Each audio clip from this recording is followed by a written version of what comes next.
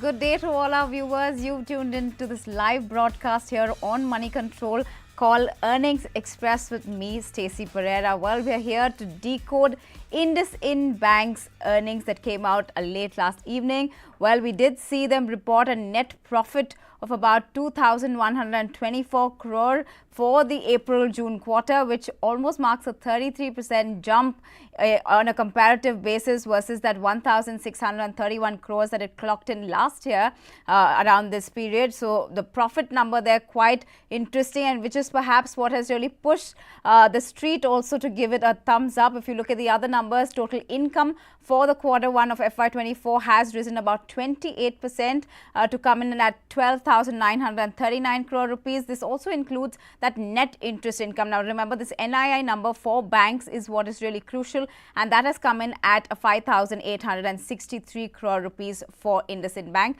This is an increase of about 18%, you could say, on a basis. Now, of course, this has a lot to do with how the stock is reacting today. As a snapshot that I've given you, these numbers seem pretty much in line, and also something that has pushed it further to hit that 52-week high that we saw on the counter or at opening today. The stock really enthused by those earnings, and something that was priced in, because brokerages now have also gone ahead and are re-rating and revaluing how they're looking at IndusInd Bank. But is there reason, and what is that reason that one should be looking at this counter? Well, let me bring in my guest today. Mayuresh Joshi, Head of Equity Research at William O'Neill India, joins me to discuss more on IndusInd Bank. Thank you so much, Mayuresh, for giving us your time. Give us a overall perspective. These numbers definitely look quite interesting. The street is enthused, one could say, but what is your first assessment of it, and how is one supposed to be looking at this counter now? Morning, Stacy. I think in terms of the deliverables, IndusInd Bank has ticked all the check boxes. So as you were pointing out, the advances growth at 22% is very commendable at this juncture.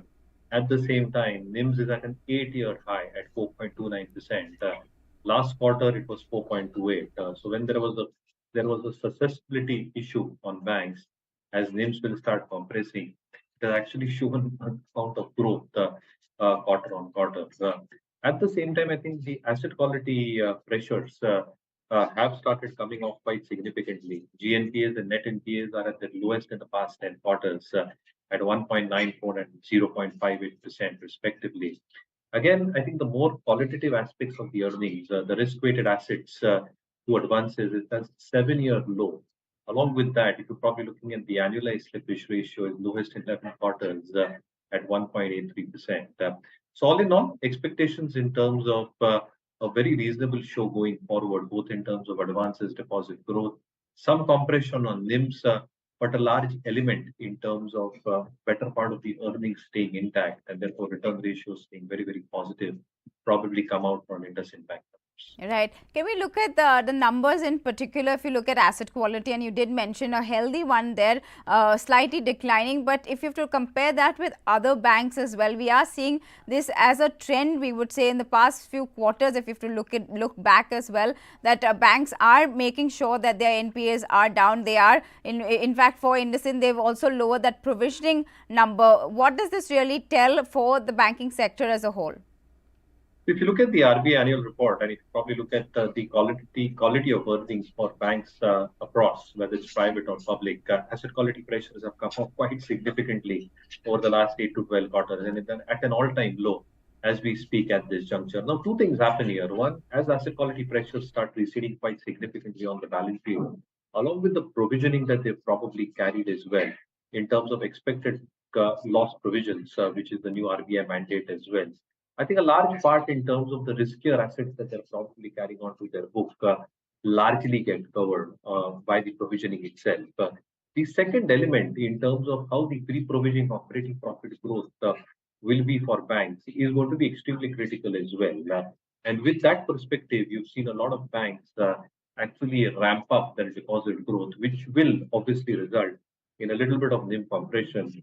However, I think the granular build-up that happens because of the retail deposit book and the low-cost deposit base that probably aids them in advances growth should ensure that the balance sheet growth remains very, very healthy. So I think a combination of both these factors in terms of very steady advances growth, qualitative deposit growth coming through, some compression in NIMs, but with elevated provisioning and asset quality pressures coming up, with more stringent approvals coming through for risk-weighted assets in general, I think that should strengthen the bank balance sheet as well as the return ratio. So it's a big, big positive for the banking system as a whole, whether it's private or the public.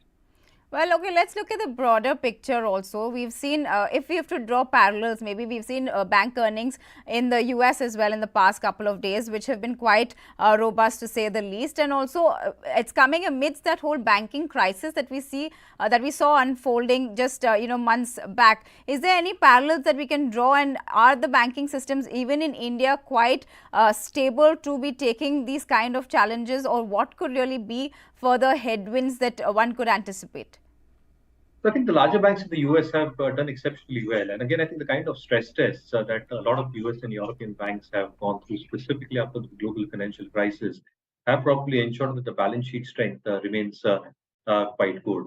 The exposure again to risk-weighted assets out there, low-quality paper, has come up quite significantly, and therefore the bigger banks are probably becoming bigger, and therefore the financial crisis or the banking crisis that we saw in a few of the banks in the US largely has got played out. I think the rest of the earnings will probably lay the picture out there from the US perspective. For the Indian context, I think it's totally divergent to what we are seeing in the US system.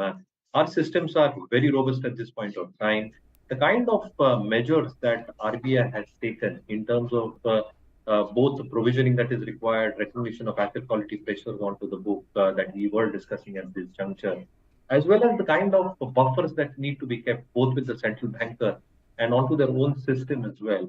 I think that probably ensures that the bank health and the bank balance sheet across private and public sector spaces remain very, very robust. So we are very, very divergent to what the US system is probably doing at this point of time. And because of RBI moves and our own systems and asset recognition and income recognition as well, I think the robust banking system is probably playing out in terms of better numbers. Right. And since we're speaking of RBI, is there any chances of, we are seeing that pause that it took, and now there are talks of maybe of them getting back onto that rate hike cycle because it hasn't ended yet. Those factors also going to play out for banks. It's going to come around the same time. Could that make a difference for banking stocks if you have to look at them? I think again, a large element in terms of a US rate hike is largely gestated into the market itself, and we are almost at the end of the curve. So I think if you take the worst case scenario, a couple of more rate hikes coming through, and probably end of the rate cycle as well. In fact, there has been market talk with the kind of numbers coming in and data coming in that there might be one rate hike. For the Indian context, again, I think inflation is clearly coming off. Rains have shown a very, very steady progress. I think the bump up that you saw in last month's inflationary data, I think it's transitory in nature. It should start coming off as well as rains start progressing pretty well. Unless we've got an El Nino situation for the latter half of the monsoon, where I think we are extremely deficient, I don't think inflation concerns should start popping up for the Indian context. And therefore, the RBI move to support growth has been very well received. At some juncture in the next calendar year, both the US markets and the Indian markets can probably look at a rate cut, which can provide further stimuli to the banking and the financial industry as well. Right. Well, we are hopeful, but we know that it might not happen at least in this year if you look at the calendar year. But let's look back at IndusInd stock, and well, after that good set of numbers, we are seeing flurry of brokerages that have gone ahead and raised their price target. In fact, Morgan Stanley going overweight, Citi and JP, both of them giving a buy rating. Is that something that we're going to see a re-rating, or do you think now is the time to be looking at this stock, or now is when it's getting really, the value really high, so one should really wait it out at this point for IndusInd Bank? It looks very, very attractive. So at Marketsmate India, I think both the EPS and the RS rating look extremely strong for IndusInd Bank. Institution holding is also looking extremely, extremely attractive at this juncture. And therefore, on our canceling parameters, and our EPS RS ratings looks attractively placed. So I think the momentum and the acceleration in the stock should continue. I think two aspects that stay here. Clearly, if one looks at the retail deposits for IndusInd Bank, it's at 43%. Their aspiration is anywhere between 45 to 50 odd percent over the next 2 years, which means a granular retail growth coming through with low cost deposits getting accumulated to fuel balance sheet growth. The retail mix stands at 54. Their long-term target is 54 to 60. Their customer base is at 35 million. Their target 50 million. Bank branch 2,600, expecting to get to 3,200. So I think the retail foray that will happen in the next few quarters and years will push the balance sheet strength even stronger as we speak. Vehicle financing is 26%, and that should probably hold down, along with microfinance and other elements of retail lending as well. And therefore, when you come to the valuation aspect at the end of it all, if you probably look even at the adjusted value from an FY25 basis, it still trades at around 1.5 times, which is reasonable compared to the other banks. So both on our market split lens as well as a valuation perspective, I think it's a long way to go for this, and we remain optimistic. That's right, because that counter on a year-to-date basis, its returns are over 16% odd, one could say. So you could be looking at that counter. It looks quite attractive. But Mayuresh, before I let you go, let me get an overall perspective. We've seen two banks that are already out with their results. HDFC that everyone was anticipating, especially after that merger. HDFC Bank also giving pretty much in-line set of numbers. This from IndusInd Bank also, we are seeing robust growth, something to be looking forward to. We have a couple of the earnings of ICICI Bank over the weekend on Saturday, and after that the biggest lender SBI and others. How are we supposed to be looking at the sector as a whole, or should we look at specific stocks and then move into banking and financials at this point? So most of the larger banks, Stacey, should continue doing well. As I've mentioned, advances growth should be very reasonable on a year-on-year basis. Even quarter-on-quarter, it should be quite stable. Deposit growth, along with the rise in deposit rates that we've seen, will obviously cause NIMs to get compressed a tad bit. But to a large extent, I think that should get compensated in terms of expectations of how growth will play out over the next few quarters. As I mentioned, at some point in the next financial year, you're going to see a rate cut cycle start for the Indian context as well. And with that in perspective, there can be an additional stimulus in terms of the NIMs probably getting accelerated over the next few years. Asset quality pressures clearly coming off, remaining extremely stable, with provisioning and accelerated provisioning on banks for two larger ones remaining on the higher side, gives that balance sheet comfort along with strong tier 1 ratios as well. So I think stable numbers expected from the banking universe as a whole, and we remain optimistic on this space as I think. Well, so banking and financial counters, quite a lot to be optimistic about.